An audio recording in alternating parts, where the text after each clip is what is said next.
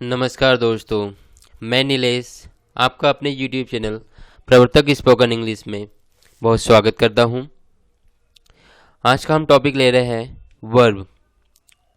Verb जिसे हम हिंदी में कहते हैं क्रिया। आज का टॉपिक जो वर्ब है बहुत ही इम्पोर्टेंट है इंग्लिश सीखने के लिए, क्योंकि जो भी हम इंग्लिश बोलते हैं या लिखते हैं उसमें जो सबसे महत्वपूर्ण शब्द जो होता है वाक्य में वह है वर्ब। पूरा वाक्य का जो अर्थ होता है वह वर्ब पर डिपेंड करता है। यदि आप अच्छी इंग्लिश बोलना चाहते हैं, लिखना चाहते हैं या समझना चाहते हैं तो आपको वर्ब आना ही चाहिए। यदि आपको वर्ब का अर्थ या वर्ब नहीं पता है तो आपको उस अर्थ को समझने में, वाक्य को समझने में परेशानी होगी। तो एक बात बिल्कुल ध्यान में रख ले, गार्ड मान ले कि यदि आपको वर्ब आएगी तो आपको इंग्लिश आएगी, यदि आपको वर्ब नहीं आएगी तो इंग्लिश भी नहीं आएगी। तो वर्ब सीखना बहुत ही ज़रूरी है, इसलिए मैं डिस्क्रिप्शन में आपको लिंक दूंगा जहां पर वर्ब लिस्ट आप डाउनलोड कर सकते हैं। यह मेरे द्वारा बनाई हुई वर्ब लिस्ट है जो कि PDF फाइल में होगी, जिसे आप मोबाइल में सेव करके इसको यूज़ कर सकते हैं। जिसमें सर्च का ऑप्शन भी होता है, जिसमें आप कोई भी वर्ब भी सर्च कर सकते हैं। क्योंकि वाक्य बोलने के लिए वर्ब पता होना चाहिए और सही वर्ब सही वाक्य हिसाब से भी आपको पता होना चाहिए। तो वर्ब आपको सीखना ही है, बिल्कुल तय कर लें, क्योंकि बिना वर्ब के इंग्लिश आप नहीं बोल सकते हैं। ज़्यादा टेंशन लेने की ज़रूरत नहीं है। वर्ब आप जैसे जैसे प्रैक्टिस करते रहोगे आपको वर्ब ऑटोमेटिकली याद हो जाएगी। जैसे जैसे हम प्रैक्टिस करेंगे, यूज़ करेंगे, आपको वर्ब ऑटोमेटिकली सीखते चलोगे, याद होते चलेंगे। पर इनिशियल लेवल पर आपको वर्ब लिस्ट की देखने की ज़रूरत पड़ेगी, इसलिए आपको वर्ब लिस्ट में दे रहा हूँ। आगे के हम टॉपिक्स में हमें वर्ब लिस्ट की ज़रूरत पड़ेगी सेंटेंस बनाने के लिए। तो वर्ब लिस्ट को आप डाउनलोड करके सेव कर लें ज़रूर, या फिर आपके पास कोई वर्ब लिस्ट हो पुरानी किसी स्कूल में की कॉपी रजिस्टर में, तो आप उसका भी यूज़ कर सकते हैं। पर वर्ब बहुत ही ज़रूरी है, इसके बिना हम आगे के टॉपिक नहीं पढ़ पाएंगे। इसलिए मैं इस वीडियो को आपके लिए लेकर आया हूँ कि वर्ब आपको याद करना है, वर्ब लिस्ट है या देखना है। तो याद करने का ऐसा नहीं है कि आपको बिल्कुल याद करना है, बिल्कुल सिंपली उसको एक दो बार ध्यान से रीड कर ले, बस एक दो बार ध्यान से रीड कर ले, बस याद करने की ज़रूरत नहीं है। जैसे हम बच्चे स्कूल के याद करते हैं उस टाइप से, बस सिंपली 2-3 बार रीड करना है बस। क्योंकि जब आप रीड कर लोगे ध्यान से उसको, तो जब भी आप वर्ब इंग्लिश के सेंटेंस में पढ़ोगे तो ऑटोमेटिकली आपके दिमाग में याद आ जाएगी, या फिर जब ज़रूरत पड़ेगी जब सेंटेंस बनाने के लिए तो आपके दिमाग में याद आ जाएगी। क्योंकि वर्ब ऑटोमेटिकली प्रैक्टिस से ही चीज़ें प्रैक्टिस से ही याद होती है, हमारे दिमाग में बैठती है। तो ज़्यादा रट्टा मारने की ज़रूरत नहीं है। तो सिंपली वर्ब लिस्ट को आप ध्यान से पढ़ें और डेली पढ़ें और वर्ब को याद करें। इनिशियल लेवल पर आपको बिना वर्ब के आप इंग्लिश इंप्रूव नहीं कर पाओगे, प्रैक्टिस भी नहीं कर पाओगे, आपका दिमाग भी नहीं चलेगा। वर्ब बहुत ज़रूरी है, ये आप तय कर लें। वर्ब के बारे में और कुछ चीज़ें हैं जो मैं आपको बताना चाहूँगा कि वर्ब या क्रिया पहले क्या है, हम इसे समझ लेते हैं। तो इंग्लिश में ऐसे शब्द जो कि किसी भी कार्य को होने को दर्शाते हैं, इंग्लिश में ऐसे शब्द जो कि किसी भी कार्य को होने को दर्शाते हैं या किसी भी काम को दर्शाते हैं, किसी भी क्रिया या किसी भी एक्शन को बताने वाले, दर्शाने वाले या व्यक्त करने वाले शब्द को हम वर्ब कहते हैं। A word which shows the action, ऐसे शब्द जो कि एक्शन को शो करते हैं, बताते हैं, उनको हम वर्ब कहते हैं। क्लियर? जैसे एग्जांपल लेते हैं,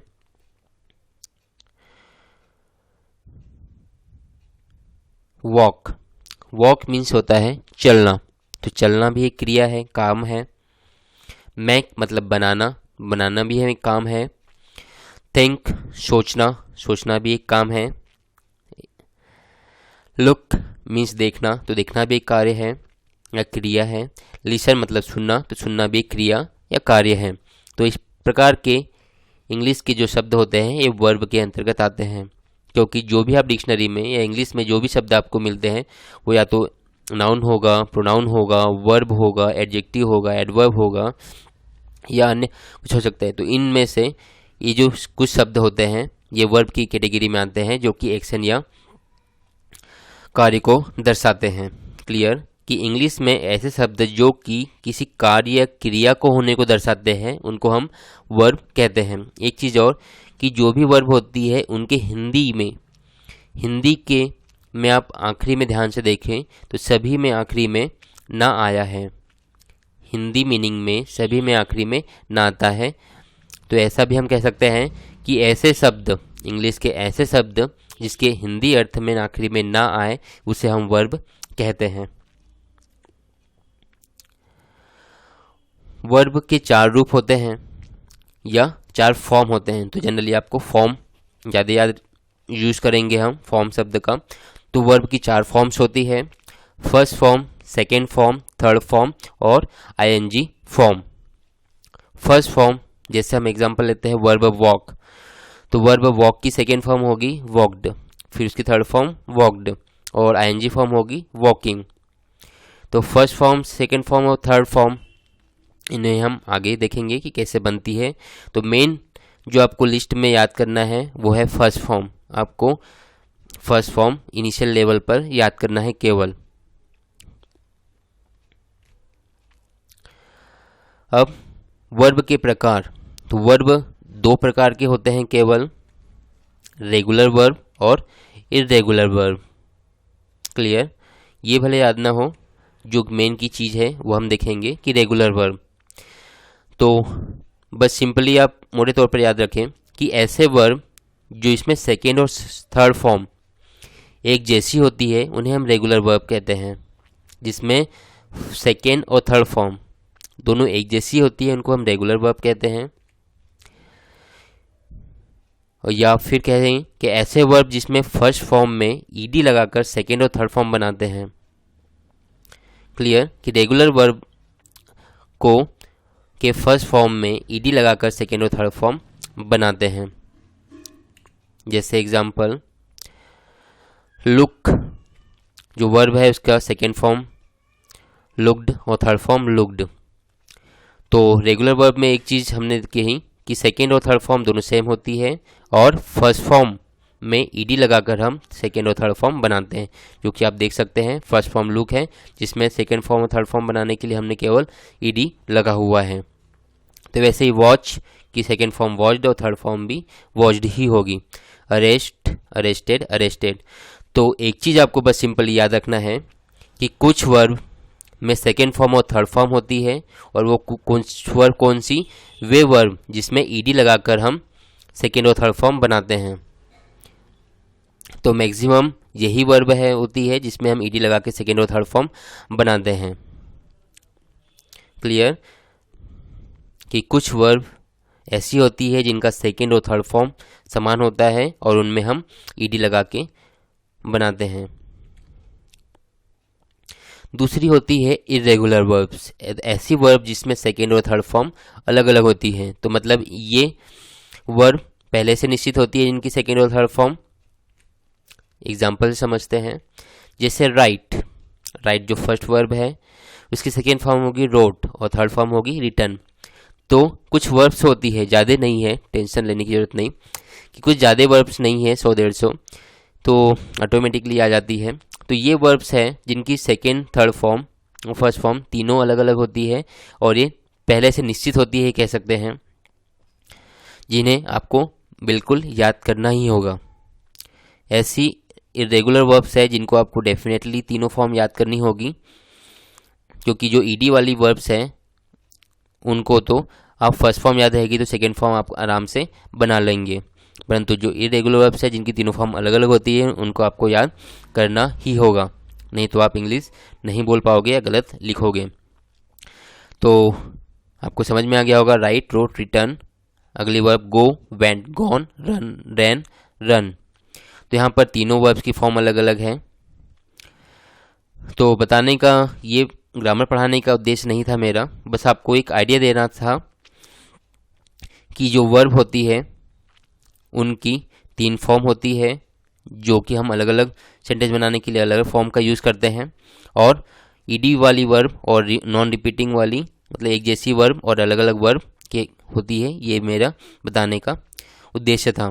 और एक चीज़ और कि सेंटेंस में हम वर्ब की एनजी फॉर्म यूज़ करते हैं, तो उसके बारे में देख लेते हैं कि वर्ब की एनजी फॉर्म बनाने के लिए वर्ब की जो फर्स्ट फॉर्म में एनजी जोड़ देते हैं। तो ये भी सिंपल सा कॉन्सेप्ट है बिना टेंशन का, कि वर्ब की जो फर्स्ट फॉर्म होती है उसमें हम एनजी लगा देंगे तो वो वर्ब की एनजी फॉर्म बन जाएगी। जैसे एग्जांपल देखें, रन, रनिंग, रन में हमने एनजी लगा दिया है। मेक, मेकिंग, वॉच के वॉचिंग और प्ले का प्लेइंग, जो कि बोलते समय कोई नियम का पालन करने की ज़रूरत नहीं है, परंतु एनजी लगाने के कुछ सिंपल से नियम हैं जो कि आपको वर्ब लिस्ट में डाउनलोड करोगे तो नीचे पढ़ने को मिल जाएंगे, जो कि हम अभी उस पर नहीं जा रहे क्योंकि हमारा मेन फोकस है स्पोकन इंग्लिश बोलना। तो सिंपल है, या तो एनजी फॉर्म बोलना है तो वर्ब की फर्स्ट फॉर्म में हम एनजी लगा देंगे तो वर्ब की एनजी फॉर्म हो जाएगी। जैसे प्ले की प्लेइंग, वॉच की वॉचिंग, मेक की मेकिंग और रन की रनिंग। जैसे स्पीक की स्पीकिंग, टॉक की टॉकिंग, क्लियर, टाइप की टाइपिंग, राइट की राइटिंग, इस टाइप से एनजी फॉर्म होती है। और ये सिंपल चीज़ें हमने स्कूल में पढ़ी होगी, जिन्हें नहीं पढ़ी है भूल गए हैं उनके लिए ये चीज़ें मैं लेकर आया हूँ। सो मेरे साथ बने रहिए, सीखते रहिए और बने रहने के लिए मेरे चैनल को सब्सक्राइब जरूर कीजिए, बेल बटन पे आइकॉन हिट कीजिए ताकि मेरे वीडियो आपको कंटिन्यू मिलते रहें, आप इंग्लिश सीखते रहें। और पसंद आया हो तो लाइक और कमेंट जरूर करें ताकि मुझे आइडिया लगे कि मुझे किस टाइप से वीडियो बनाना चाहिए और कैसे मैं इम्प्रूव कर सकूं। सो थैंक यू फॉर वॉचिंग, और कृपया वर्ब लिस्ट ज़रूर डाउनलोड कर लें जो लिंक डिस्क्रिप्शन में है, और उस वर्ब लिस्ट को ज़रूर ध्यान से पढ़ें और डेली कम से कम, अभी हम टॉपिक शुरू करने वाले हैं तो डेली अभी उसको पढ़ते चलें और याद करते चलें। और यदि आपके पास वर्ब लिस्ट है तो अच्छी बात है, नहीं है तो इसे डाउनलोड कर लें मोबाइल में और इसको यूज़ करें। So thank you, good bye.